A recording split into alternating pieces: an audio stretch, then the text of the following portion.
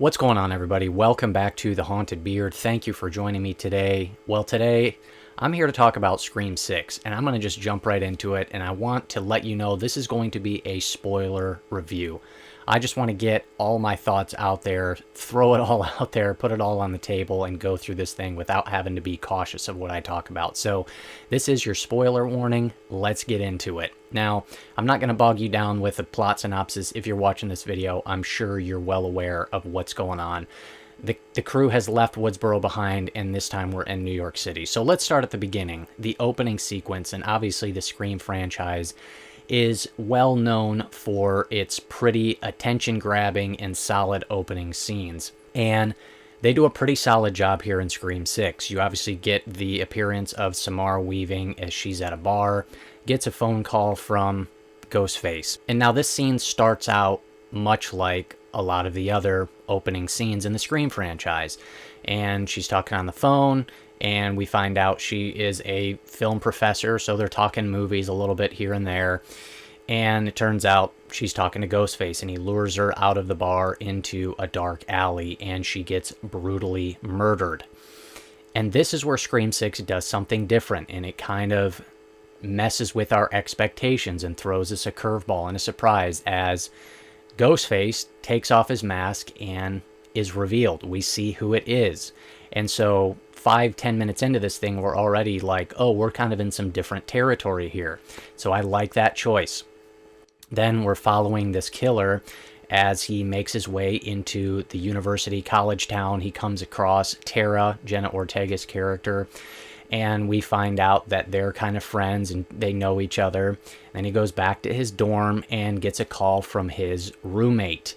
Only it sounds like Ghostface. So again, we get this other sort of curveball here, and it's like we get two opening sequences for the price of one, right? Because we get the same sort of thing all over again. And he finds that his roommate has been slaughtered and body parts of him are in the fridge, and then he gets killed. And so I really like Scream 6's opening sequence. It's really solid. It throws us some surprises, messes with our expectations. You get kind of a 2-for-1 deal. And I think it's a really solid way to start off the movie. Another aspect of Scream 6 that I like, and this really goes back into Scream 5, is the new set of characters that we get. The Core 4, as they're called. And I like the characters. I think the performances are really solid. I like their friendship. I like their chemistry. They all just work really well. You've got Sam and Tara, sisters, and then you've got Chad and Mindy, who are siblings. And I like the Core 4. I like sort of the dramatic, emotional aspect they have here with Sam and Tara as they're both trying to deal and cope with the events of Scream 5 in their own ways. And there's a scene with Sam at the therapist's office, and she finally kind of gets into some of her deep, dark feelings and stuff like that, and it freaks him out. And so they continue to kind of play along that storyline introduced in the previous film where, you know, she is Billy Loomis's daughter, and there is sort of that conflict there. She's got kind of the killer blood inside of her, and she's trying to, you know, choose the good path. And then also Tara is coping by just going out in college and kind of partying and just trying to have fun and sort of forget about the whole thing. And they have their sort of dramatic tension there as Tara thinks Sam is way overprotective and way too controlling and things like that. And so their relationship provides some good kind of dramatic tension in the movie. And then we find out that after the events of Scream 5, that there have been a lot of sort of conspiracy theories going on online where people believe that Sam was the real killer, only she framed her boyfriend, Richie. And so that gets introduced as another kind of source of internal conflict within Sam's character as well. I thought that was a pretty good choice, kind of an interesting angle there. I didn't love it. I didn't hate it. I thought it was pretty good, though. And of course, not too long into the film, the Core 4 find out that there is a new Ghostface killer on the prowl. And this time he's kind of specifically directed his vengeance, if you will, more specifically at Sam. And so there's a lot here that I quite enjoyed with Scream 6. I really like the choice to give it a brand new setting. I like kind of the college university setting, but also the New York City setting. It's just a great place. It's a great setting. I really like how they utilize New York City. I like that you get kind of the high-rise apartment buildings and stuff like that. You get seen in the subway later on in the movie. I just felt like they really utilized the New York setting really well, and it just gives the whole thing a different flavor, a different vibe. I thought that was a really good choice. And I largely avoided the vast majority of the marketing for this. I watched the teaser trailer once when it first premiered, but I tried to avoid as much as I could to go in there as blind as possible. But one thing that I did hear about it was that this one was going to be more brutal and more bloody, and I'm happy to report that it absolutely was. And this one for me, I think, is kind of tied with Scream 4 as being the most brutal and bloody one, and I really like it. They definitely up the gore factor, up the blood factor, and so I'm never going to complain about that. I was definitely on board there, so I like that as well. Now, when it comes to the Scream movies, we all know that they have to have some sort of angle regarding the meta aspect, the movie within the movie kind of thing. And this time we learn that the rules here are franchise rules, as we are now in a franchise. And so we get kind of the typical scene, the Randy scene in some of the earlier films. This time we get it delivered. The new rules are delivered by the character of Mindy. One of the reasons why I really like her character, I like that they kind of brought the Randy character back, and she has a connection to Randy and all that stuff. But she gives us the rules and says, we're now in a franchise, and here are the new rules, and basically nobody's safe, and kind of all bets are off and stuff like that.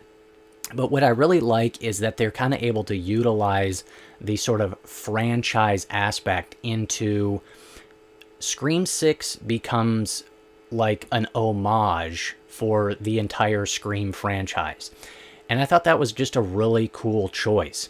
And obviously there's the scene later on in the movie where they get to the movie theater, where it's like this literal museum of Scream or Stab memorabilia.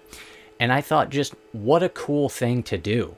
That there's not really no other horror franchise that I can think of that could even do this. But because you have the movie within the movie thing, you're able to honor your own franchise. And it's just really cool. It's like taking a trip down memory lane. It gives you these sort of nostalgic vibes. And no other horror franchise would be able to do that. But I think that's kind of what elevates and makes the Scream series so special. And it's definitely one of my favorite horror franchises. And this was just a really cool thing to do. By and large, I enjoyed Scream 6. I think it's pretty good, and I had a good time with it, but not everything about it worked for me. So a few of the things that I kind of had issues with were, the first thing was the character of Kirby and bringing back Hayden Panettiere, and that was just a disappointment, and it was just a bummer because that was one of the kind of more excited, kind of anticipated parts of the film that I was looking forward to, because her character in Scream 4, she's just so cool and just tough and kind of sassy. And I just didn't really get that at all in this movie. And she felt almost like a totally different character. And I don't know if it had to do with how she was written or her performance, or maybe a little bit of both, and how she was directed. But I just feel like the writer, and I guess maybe the directors as well, just they kind of missed out on getting the heart and the essence of her character. She just didn't really feel like the same person she was, the person that at least I was a big fan of and really liked from Scream 4. And so she just felt very kind of mellow and kind of just so kind of blah and a little bit boring. And so that was just kind of a bummer for me. Another thing that kind of bothered me a little bit was just that I think they overused the implied killing of some major characters only to really not have them die and come back. And I think sometimes people call it plot armor sort of thing. And that happens with Gale, with Chad, and with Mindy as well, as they all get stabbed. And Chad gets brutally, horrifically stabbed in the third act towards the very end of the movie. And they play that scene off so dramatically, so serious, that this is clearly going to be the end of him. Only they bring him back, and it just felt a little bit disingenuous to the franchise rules that Mindy talked about earlier in the movie, that nobody's safe, and now, well, really everybody's safe. And so I just wish they would have handled that a little bit differently. It just felt a little too ridiculous and just kind of unrealistic. And then finally, one of my issues really involves the third act of the movie. And my main issue is this. So I was able to, I kind of made a guess about halfway through that the cop, Dermot Mulroney's character, was going to be one of the killers. However, what I didn't see coming was that along with him, there would be 2 other killers. And so that was a genuine surprise. And then, you know, obviously there's the reveal that the 2 other killers are his son and daughter. And then we find out that he is Richie, Sam's boyfriend from Scream 5. He's Richie's father. And then the other 2 Ghostface killers are obviously his brother and sister. And so that makes sense. I guess their sort of motivation for wanting to particularly go after Sam and get revenge for their brother and son and things like that. So the reveal there is pretty good and surprising. The motivation makes sense. Also, too, there's a bit of a connection there between this and Scream 2, as one of the killers in Scream 2, Nancy Loomis, Billy's mom, getting revenge for her son. Now he's getting revenge for his son, so there's a connection there. But the main issue that I have is just regarding kind of the believability of it. First off, before I get into that, Dermot Mulroney in the third act is just cartoon level villain. And it's just kind of ridiculous. He's so over the top in like a literal sort of cartoon status of a villain. It just comes across as corny and cheesy, and I just wasn't a fan of it. And then regarding the believability is just that it does stretch believability a little bit for me, that like Sam had no idea who Richie's father was, that he had a brother and sister, like what they looked like, that she wouldn't have been able to find that out through, you know, the entire time between the last film and this film, that they would have been able to hide their identity from her, and there's no way she would have figured out who they were or what they look like. It's a bit of a stretch. And now I want to talk about the very end of the movie and kind of how they leave things.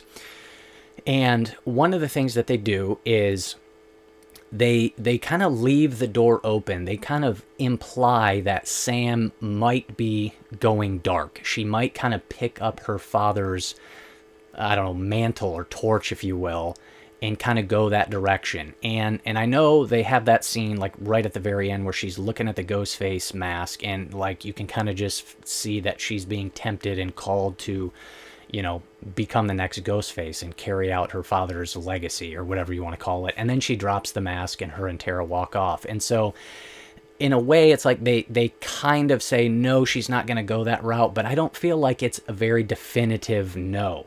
And so I feel like the door is still open for that, which I think is a pretty interesting idea, and definitely reminded me of kind of like the ending of Halloween 4, right? When Jamie Lloyd is like, holy smoke, she goes dark. And then, of course, they torched that idea with Halloween 5 and didn't even go there. But I don't know, if they're going to make another film, and I have to imagine they probably will, it would be really interesting to really kind of throw a curveball and do something pretty dramatically different. And I think that could be something that might be interesting. And so I hope that maybe they could kind of take it in that direction. It would certainly shake things up.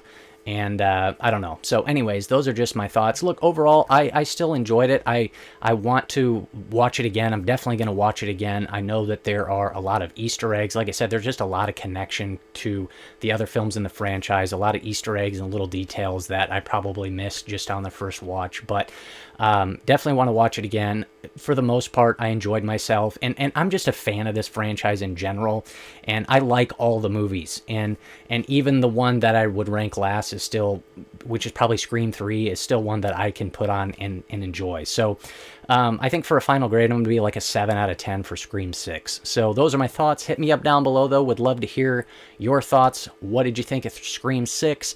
I'm probably going to be doing a ranking video here pretty soon and re-ranking the Scream series. I'm still trying to figure out where exactly I'd place this one. But yeah, hit me up down below. Also, if you like videos like this, you know what to do. Hit that red button. I'd greatly appreciate it. And I'll see you next time on The Haunted Beard.